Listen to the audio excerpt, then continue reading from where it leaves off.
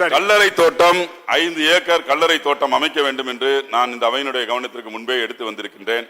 சில இடங்களிலே அதை தந்திருக்கிறார்கள். அதற்கான நன்றி தெரிவித்து, பல மாவட்டங்களில் இன்னும் அமைக்கப்படவில்லை. எனவே அந்த மாவட்டங்களிலும் கல்லறை தோட்டம் வேண்டும். இன்னொன்று முக்கியமான ஒரு கோரிக்கை என்னன்னா, வீடுகளில் ஜெபம் செய்வதை தடுப்பது. அதுவும் சொந்த வீட்டில் பட்டா இருக்க இடத்துல அதை போய் ஜெபம் சொல்லிட்டு இருக்கப்ப தடுக்கிறது என்பது மனித உரிமை மீறல். சமூக பதட்டத்தை உருவாக்க வேண்டும் என்பதற்காக சில சக்திகள் தன்னுடைய சொந்த வீட்டில் ஜெபம் செய்தால் கூட அதை தடுக்கிறோம் என்ற பெயரிலே அராஜகத்தில் ஈடுபடுகிறார்கள். அந்த அராஜகத்தில் ஈடுபடுவர்கள் மீது குண்டர் சட்டத்திலே நடவடிக்கை எடுக்க வேண்டும்.